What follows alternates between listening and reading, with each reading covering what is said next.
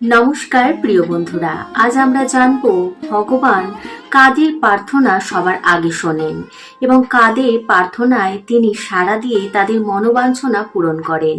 আমরা সকলেই জানি কম বেশি যে নারীরা নাকি ভগবানের সবচেয়ে প্রিয় হয় এবং নারীদের প্রার্থনায় নাকি ভগবান সবার আগে শোনেন। সেই কারণে প্রতিটা বাড়িতে প্রতিটা ব্রত কিংবা পুজো পাঠ সবার আগে নারীরা করে, কোনো উপবাস হলেও সেটা কিন্তু নারীরা করে।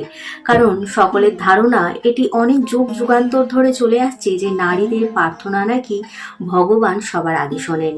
কিন্তু নারী ছাড়া আরও কিছু মানুষের প্রার্থনা ভগবান সবার আগে শোনেন, সেগুলোও জানবো। সত্যিকারের ঘটনা জানবো যে কী কারণে নারীদের প্রার্থনা ভগবান সবার আগে শোনেন। এই ব্রহ্মাণ্ডের সকল কিছুর দাতা হচ্ছেন ঈশ্বর। তিনি ছাড়া এই জীবন, এই জগৎ সকল কিছুই অন্ধকার। কারণ তিনি যদি চান এই পৃথিবী, এই ব্রহ্মাণ্ড এক নিমেষে ধ্বংস হয়ে যেতে পারে, কিংবা তিনি যদি চান এই ব্রহ্মাণ্ড এক নিমিষে উধাও হয়ে যেতে পারে। তাই তিনি সব কিছুর মূলে রয়েছেন। আমরা সকলেই জানি ৮৪ লক্ষ যোনি, আর এই ৮৪ লক্ষ যোনির মধ্যে সর্বশ্রেষ্ঠ যোনি হচ্ছে মানব যোনি। কারণ এই যোনিতেই আমরা ঈশ্বরকে লাভ করতে সক্ষম হই। তা বলে কি আমরা অন্য কোনো যোনিতে থাকা অবস্থায় কি ঈশ্বরকে কোনো রকম প্রার্থনা করতে পারবো না, কিংবা নিজের মনের কথা জানাতে পারবো না? অবশ্যই জানাতে পারবো।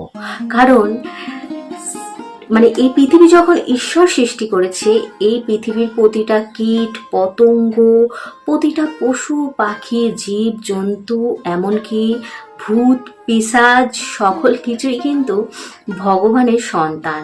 তাই ভগবান সকলের কথাই শোনেন। সে ভূত পিশাচ হোক কিংবা কুকুর বিড়াল হোক কিংবা মানব, সকলের কথা তিনি শোনেন। কারণ আমরা সকলেই তার সন্তান।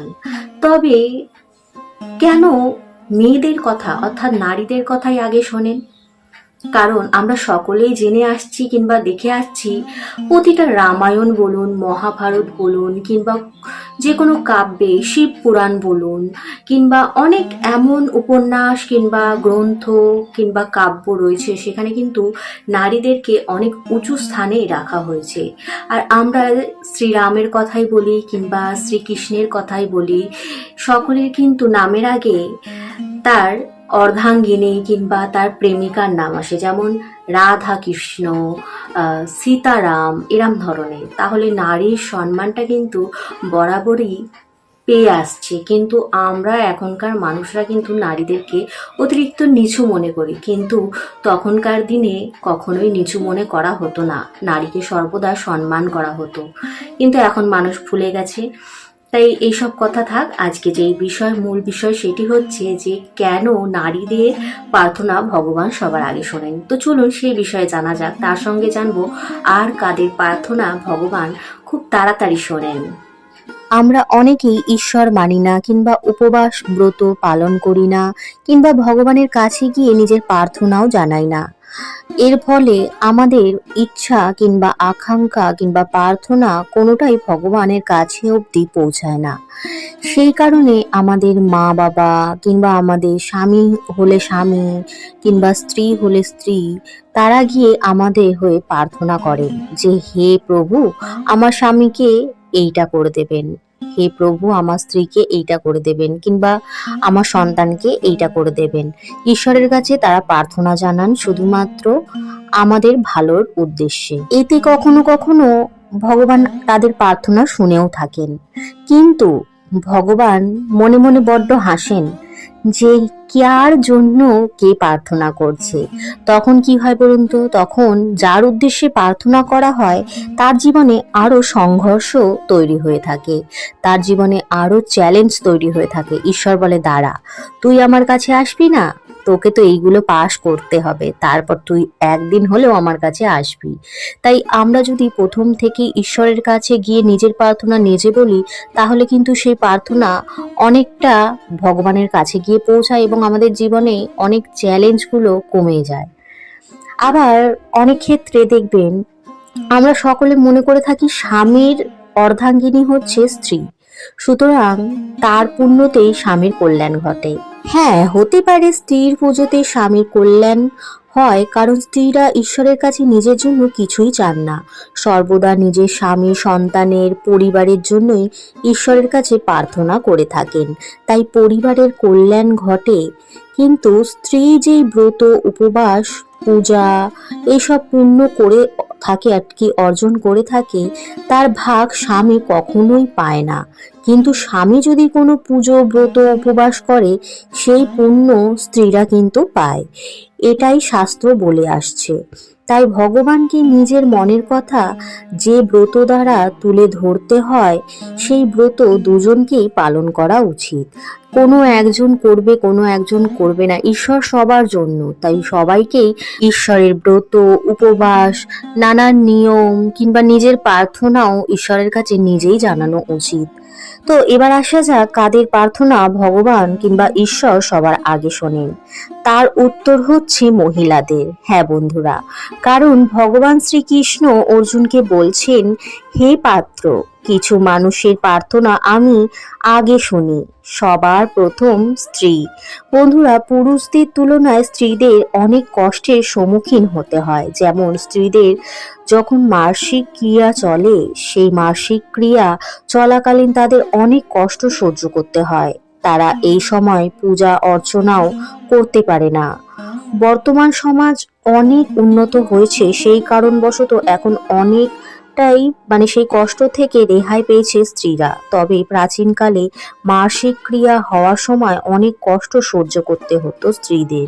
তাদের এই সময় সমাজ থেকে আলাদা করে দেওয়া হতো, তাদের হাড়িও আলাদা করে দেওয়া হতো। ছোট হোক কিংবা বড়, নিজের রান্না নিজেরাই করে খেত। এতে তাদের হাত পুড়ুক কিংবা শরীরের কোনো অংশে আঘাত লাগুক, সেটা কখনোই দেখা হতো না।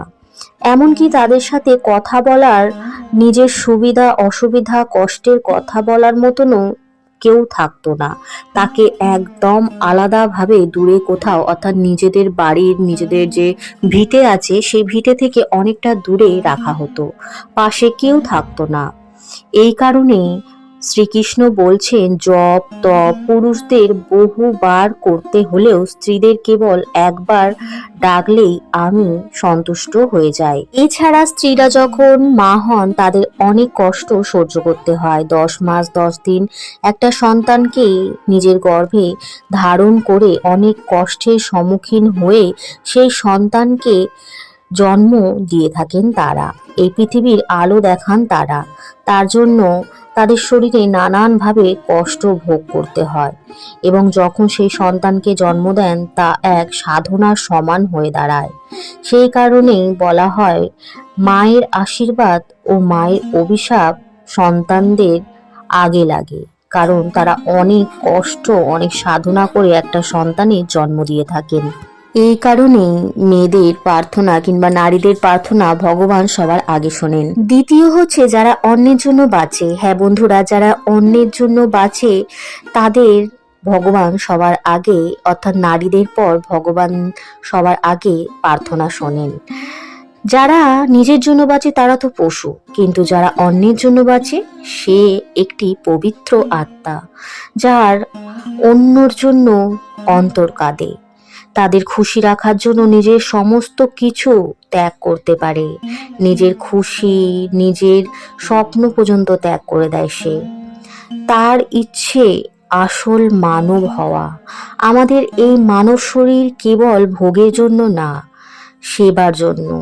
যে মনে করে তার উপর ভগবান অনেক কৃপা করে থাকেন এবং তার প্রার্থনা আগে শোনেন। 3 নম্বর হচ্ছে শিশুদের প্রার্থনা। আমরা সকলে শিশুকে স্বয়ং নারায়ণ বলে থাকি, কারণ তাদের হৃদয় পরিষ্কার, তাদের হৃদয় পবিত্র, তাদের আত্মা পবিত্র, তাদের মন সরল ও তারা সত্য কথা বলে থাকে। এটা ভাবে না যে এতে আমি মার খাবো, বকা খাবো, তাও নিজের সরলতার সাথে ঘরের অনেক গোপন কথাও সে কিন্তু দেখবেন বাইরের লোককে বলে দেয়। তাই কোনো শিশু যদি নিজের সরল মনে নিজের ভালোবাসা দিয়ে ঈশ্বরকে ডাকেন, নিজের প্রার্থনা জানান, তাহলে কিন্তু ভগবান তাদের ওপর কৃপা করেন এবং অনেক খুশি হয়ে তাদের প্রার্থনা স্বীকার করেন। 4 নম্বর হচ্ছে যারা মৃত্যুশয্যায় থাকে, অর্থাৎ মরার কিছুক্ষণ আগে কিছু মানুষ কিছু মনের মধ্যে ভাবনা চিন্তা করেন কিংবা ঈশ্বরের কাছে প্রার্থনা করেন। সেই প্রার্থনাও কিন্তু ভগবান খুব তাড়াতাড়ি শোনেন আর পরের জন্মে তাকে সেই বর কিংবা সেই প্রার্থনার যে ফল প্রদান করে থাকেন। আসল সত্য হলো ভগবান সকলেরই প্রার্থনা শোনেন, কিন্তু ডাকার মতো ডাকতে হয়। আমরা ভগবানের থেকে কেবলমাত্র এই ভোগ বিলাস এইসবই চেয়ে থাকি। একদিন ভগবানকে নিজের মতন করে প্রার্থনা করুন, হে ঈশ্বর আপনি আমার সঙ্গে থাকুন, তাহলে দেখবেন আপনার সেই চাওয়া পাওয়াও মিটে যাবে একদিন। প্রিয় বন্ধুরা, ভিডিওটা যদি ভালো লাগে লাইক কমেন্ট শেয়ার করতে ভুলবেন না, পাশে থাকার জন্য সাবস্ক্রাইব করতে ভুলবেন না, বেল বাটনটাকে অবশ্যই প্রেস করে দেবেন যাতে আমার ভিডিওর প্রতিটা নোটিফিকেশন সবার আগে আপনাদের কাছে পৌঁছে যায়। ভালো থাকুন, সুস্থ থাকুন, সুরক্ষিত থাকুন, ভালোবেসে বলতে থাকুন হরে কৃষ্ণ, রাধে রাধে।